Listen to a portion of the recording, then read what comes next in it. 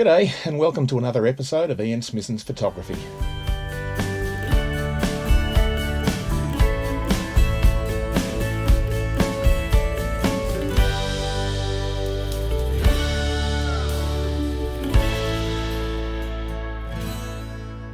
Today we're going to be looking at an image I took at Griffith Point in San Remo and how I processed it in Adobe Lightroom, Adobe Photoshop, Google Nik Collection and Macphun software. I'm in Lightroom and this is the last image that I took, the 8.5 minute exposure. If we look at the histogram here, you can see that it's quite heavily pushed to the left hand side, so it's underexposed.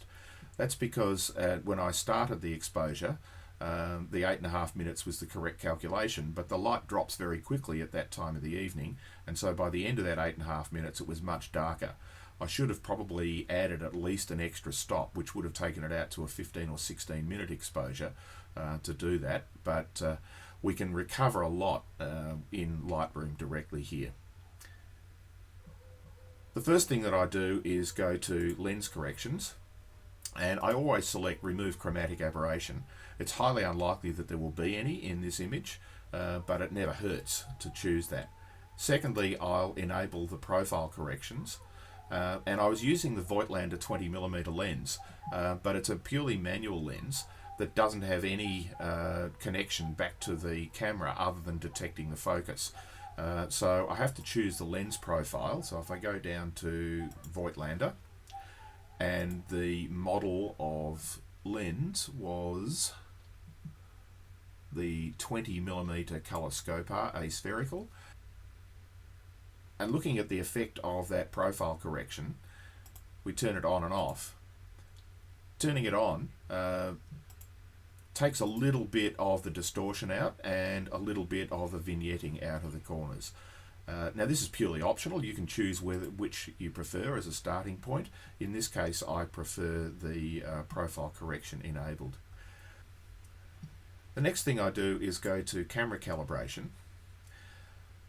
and choose one of the presets that come with the camera.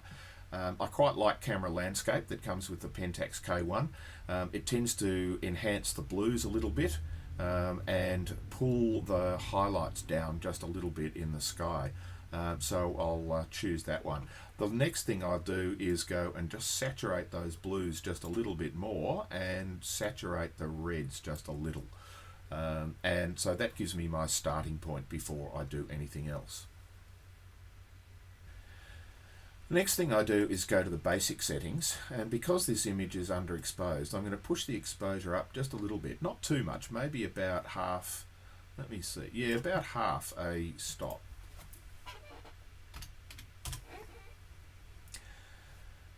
And that's recovered a little bit of the sky without doing too much to the foreground. We can pull that back using the other shadows and black sliders. So normally you would pull the highlights down to recover them, but that's not necessary here. I'm actually going to push them up a little bit to get those a little bit brighter in the sky. So we'll push it up to about there. And the shadows need to be significantly recovered. So usually you just push this to 100 and then shuffle it backwards and forwards to where you like. But I think they need fully recovering. The whites, I can still push a little bit heavier into the whites to bring those out. I don't want to push this all the way to the right to get the whites pure white, because there was no pure white in this image at that time of night. And the blacks, I'm actually going to push those down a little bit just to broaden the contrast on the shot and bring the darks right back in the dark. Now if I hold down the Alt key on my keyboard and slide this back, you can see where the blacks are starting to block up, but I'll just move that so I've just got a little bit of black in there. And I'm just going to add just a little bit of clarity, which increases the local contrast and just a touch of vibrance. Then I go to the tone curve, and because these mid-tones in here are still quite dark in comparison with the highlights, I'm just going to go to somewhere down at the bottom of the midtones and pull those up a little bit. Pull the highlights down a little bit, just so that I don't get too much of that sky brightening up. And that'll do as a starting point. So that's good for global adjustments, but we can enhance the image even further by making some local adjustments. The first thing I want to do is to pull the right hand side of the sky and the sea down here into balance with the rest of the image. It's a bit brighter on this top right hand side than it is on the left, and so I can use a graduated filter at an angle, at about the same angle as those rocks, and drop the exposure down to the point where it is balancing up that top right and top left sides. That looks about right. And I can then add some extra colour to it to bring back the colour as we saw it by eye, and also to balance the colour with the colour in the foreground. It looks a bit weird if you've got deep magentas and blues in the foreground and pale yellows and cream colours in the sky. Next thing I'm going to do is to brighten up some of these highlights a little bit by adding some extra warmth and brightness to them using the brush tool. So double click on effect, zeros every slider from where I had it previously, and I'm going to add a little bit of warmth, a little bit of exposure, and a little bit of clarity. I'm going to start with quite a small brush with a 100% feather because I want the edges of this lightning to just blend into the surroundings. I don't want a hard, obvious brush stroke appearing there. Flow, I'm going to drop down to about 25%. Flow means that every stroke that I make will only lay 25% of the effect over it. Much better to do it in light strokes, much like painting oil paint onto a canvas. You don't put all of it on in the first place, you build it up in layers. And density around 69%, so I don't want the full effect of this brush. So if I just start over here, and I'm really just going to be brushing this on to the parts that are already light. We don't want to artificially add anything to the image, but we want to enhance what's already there. So I'm just bringing the brightness out in the parts that are already bright and adding a little bit of clarity, just enhances the difference between the lights and the darks.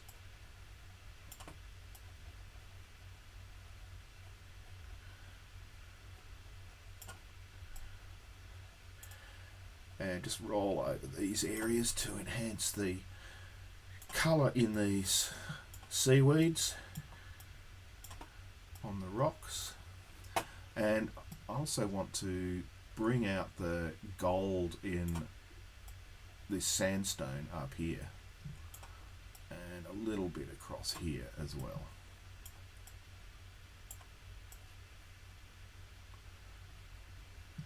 Now the next thing I'm going to do is to, on the same brush but on the next strokes, just bump that magenta up in the tint a little bit to the parts that are already pink and just enhance that pink even further.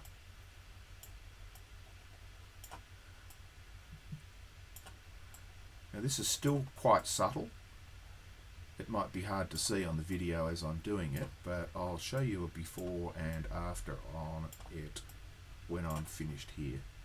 Just a few light strokes out across here and a little bit more magenta up in here. And I'm going to create a new brush, and for this one I'm going to pull the tint down a little bit into the green to enhance the greens over on this side here.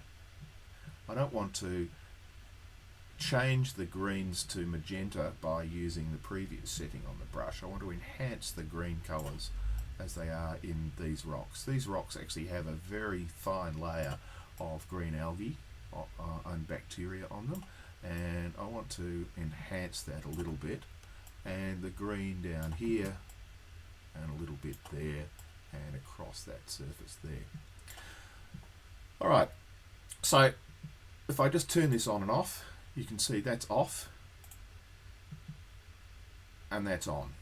So it's just pulled that colour out just a little bit. It was very subtle as we were doing it, but it makes quite a significant change in pulling that colour out. So the rocks are looking quite good now, but the sky's still a little bit dull. I can bring more of the contrast and colour out in the sky, and I'm going to use the brush tool again for that. In this case, I'm just going to push the colour temperature up a little bit further, add a bit more magenta, drop the exposure just a little bit, it's still just a little bit bright, add a bit of clarity and just a little bit of dehaze. I'm going to use a large brush over here because I want to do broad brush strokes, but still a large feather so that those brush strokes are not obvious. Low flow still, so we put on layers rather than doing it all in one, and the density's about right. So if I just brush that effect on, you can see as I'm going, I'm not going over to the left hand side because that's already dark. You can see the effect this is having. And if I'm not convinced about them, I can push that dehaze even further just to see what that will do. That's a little bit over the top, so bring it back down to there, push the clarity up just a little bit, and the exposure, pull it back just about a tenth of a stop, a little bit less. And then add just a couple more strokes to the middle here, darken that just up a little bit. And I think that will be good. And the last thing I need to do while I'm here is just to remove some of the colour noise that's in these shadows, particularly in the sea, the dark sea down in the bottom right hand corner. You can see there's a lot of colour noise in here, which comes from a very long exposure. If I'd been thinking at the time, I would have put the long exposure setting onto the camera, which would have subtracted out a lot of that noise, but hindsight's a wonderful thing. I didn't do it at the time, so we're just going to pull back what we can. So in the details tab here on the right, I can go to noise reduction and just push that colour all the way across to 100, and you can see that that has pulled a lot of that out. Well, that's all I'm going to do in Lightroom. The rest of the adjustments I'm going to make in Photoshop and using a couple of plugins as well. So to get into Photoshop, I come down here to my film strip, right click, and go to Edit in Photoshop CC. And this will take a few seconds to load Photoshop, so I'm going to pause here and bring it back when it does. Well, now we're in Photoshop. First thing I'm going to do is to open this image in the Nik Collection Color Effects Pro.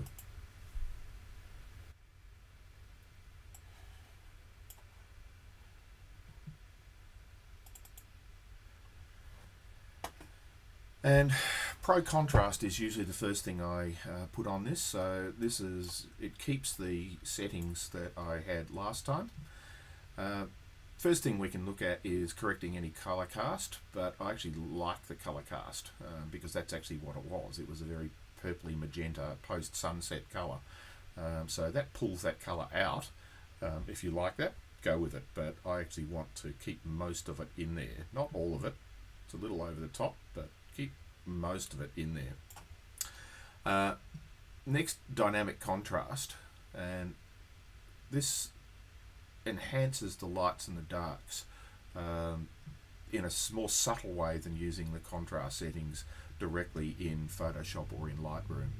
So I'm going to push that up to about there, and then correcting the contrast is just going to bump up those highlights a little bit further. So I like that. The other thing we can do in Color Effects Pro, instead of just using one filter, is that we can stack filters. So I'm going to use the Brilliance and Warmth filter here just to warm this one up just a little bit more, just about 5%. And lastly, I'm going to add a skylight filter, and this comes in as a default of 20%, which is way over the top. But if you drop that down to about 5, it just adds just a little bit of color. we look at that off and on. So that's okay. I'm going to click OK, and that will go back and save that, and I'll open it up again later when we're done. And the next thing we're going to do is to dodge and burn this, just to bring out the highlights and the shadows a little bit more. A quick and easy way of dodging and burning is to create a new layer, but hold down the Alt button when you click on the new layer button there, and switch to overlay, and then choose to fill the overlay with a neutral grey. Now using the brush tool and dropping the opacity right down to around 20% and the flow down to about 10%,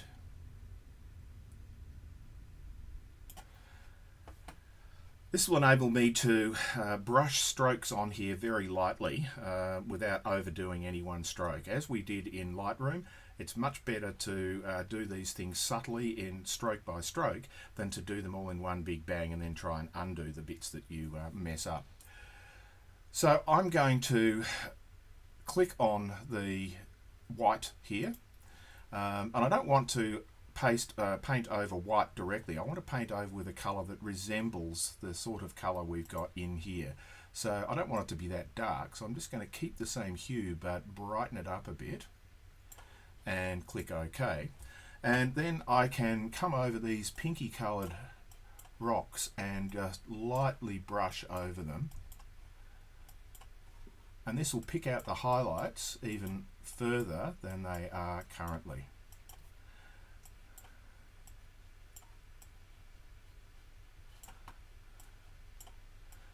Just a very light, subtle approach to this as a starting point.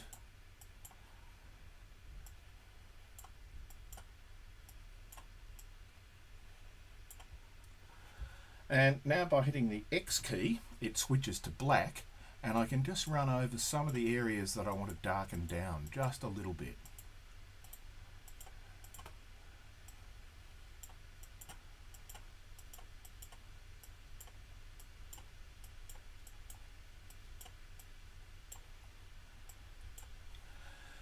And one of the things I find useful to do to this, if I now drop the flow down even further to about 5 or 6%, open up the brush just a little bit more and run that straight across the horizon, what that tends to do is that it picks out the darker sea and land from the lighter sky and just sharpens it up a little bit, just adds a little bit more contrast to the horizon.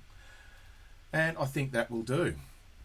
And the last thing I want to do is to bring these whites out just a little bit more down here. So if I hit the X key and switch over to pure white this time, and bump up the opacity back up to about 10 or 12%, and just lightly brush over these areas here.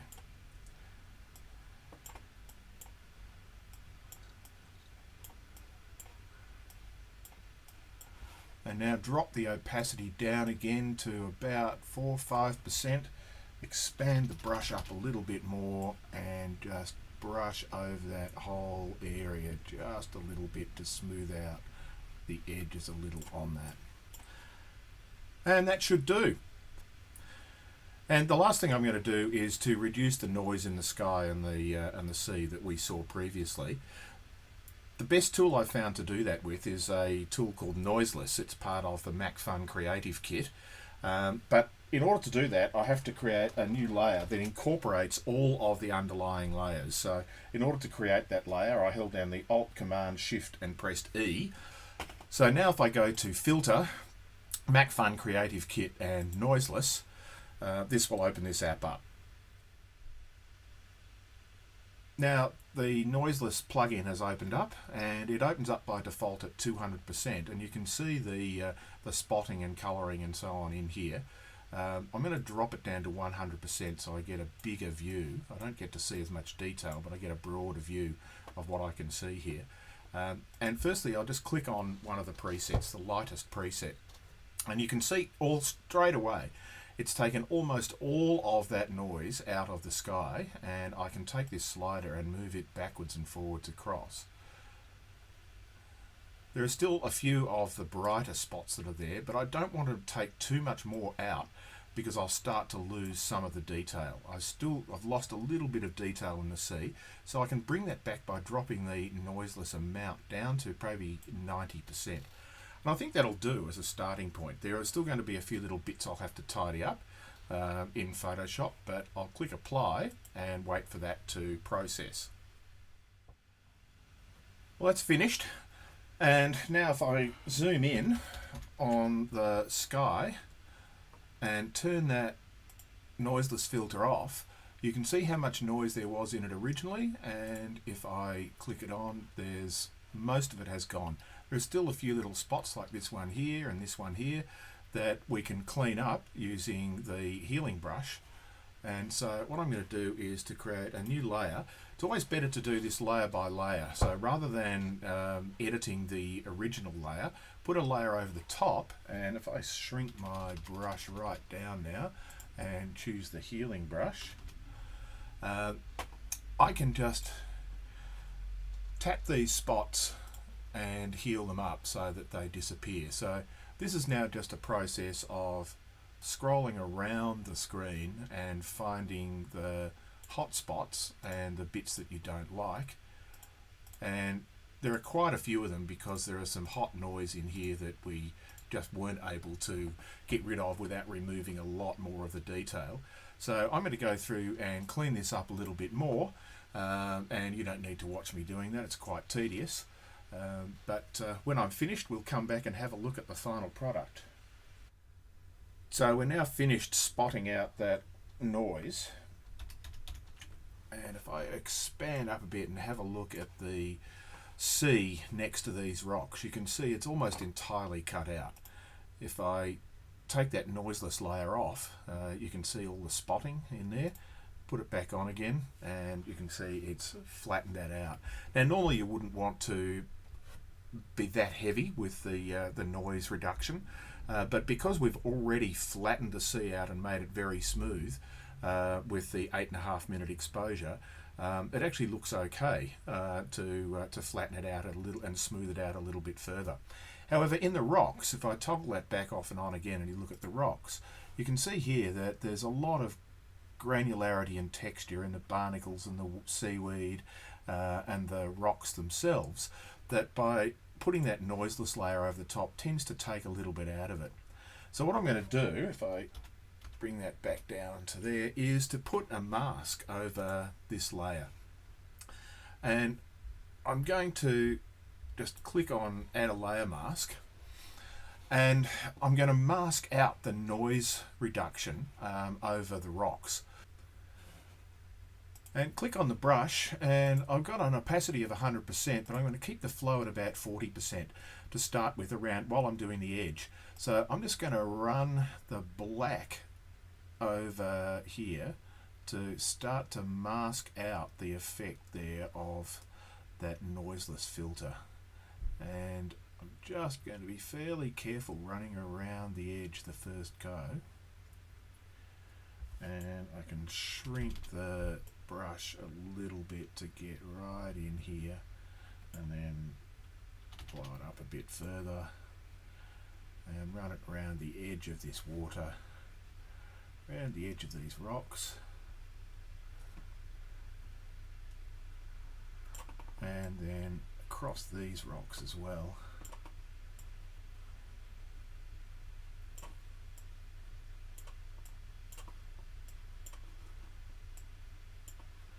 And now I can expand the brush up a bit and build the flow up a bit higher now, because I'm not so concerned about making a mistake near the edge.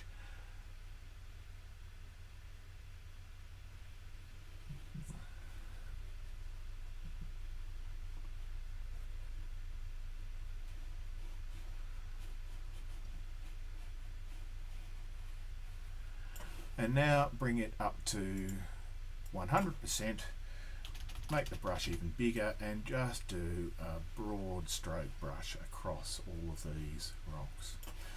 So now if I click that layer on and off, disable the layer mask, and I'll blow it up a little bit so that you can see more detail.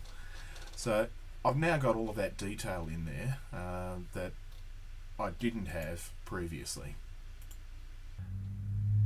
So that's pretty close to the finished product. There's a couple of minor little things that we can do back in Lightroom.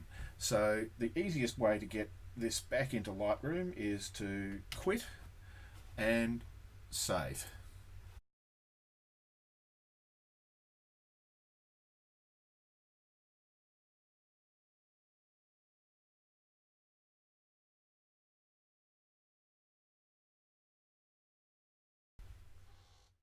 Now we're back in Lightroom, and there's a couple of little adjustments to finish off with. With all the processing that we've done, we've brought out the colour and the light, but this central part that we're spending most of our time looking at, it's the focus of the image, is just a little bit dark for my eye. So what I'm going to do is to go back to the tone curve, and I can click on this little selection tool and choose a tone that I want to brighten up. So and all I have to do is just raise that up. That's a little too much, just down to about there. And that just brings that midtones, the bottom of the midtones, up just a little bit more, without adversely affecting the really dark spots and the really light spots. So I'm happy with that. But we're still light around the edges, and one of the best ways of dealing with that is to put a vignette over the whole image. So if you click on the Effects tab, and what I tend to do is to put way too much vignette on to start with, and then I fiddle around with the midpoint. I actually want to focus on the middle point there, and I want this to be a little less round because it's a rectangular image, and I want to feather it as much as I can out to the edges. And then I can also pull the highlights up too. I don't want to vignette out the highlights in the sky. And now I just adjust the amount of the vignette back until I'm comfortable that it's giving me the image I want. Just darkening the corners and the edges a little bit to pull my focus back into the middle. And I'm happy with it about there. So that to me is about finished. There's one last little irritation though. This little rock here that I didn't see when I framed this image up because it was too dark. I just missed it. So there's two ways I could handle that. One is I could take it back into Photoshop and try and cut that out with the healing brush. But I can also just crop, and so I can crop it out, keeping the lock on, which keeps my original aspect ratio. And if I just slide that up a little bit so that disappears and click on that, then I'm much happier with that. I don't have this little distractor sitting down here. I don't mind these lighter blocks here. If I wanted to, I could take a little brush and take off all the effects there. Just take about a third of a stop, smaller brush, and just brush a little bit over these. Increase the flow a bit more and just darken those down just a little bit more so that my eye is not taken away from the central part by bright objects near the edge. So I'm happy with that. So let's look at where we started. This is the original raw file without any adjustments, and this is the final image. Well, I hope that's been useful and given you a few tips on how to process your photos in Adobe Lightroom and Photoshop. If you enjoyed this video and would like to see more, please like it below and subscribe to my channel to be notified when I create new videos about landscape, wildlife and nature photography. So until next time, thanks for watching.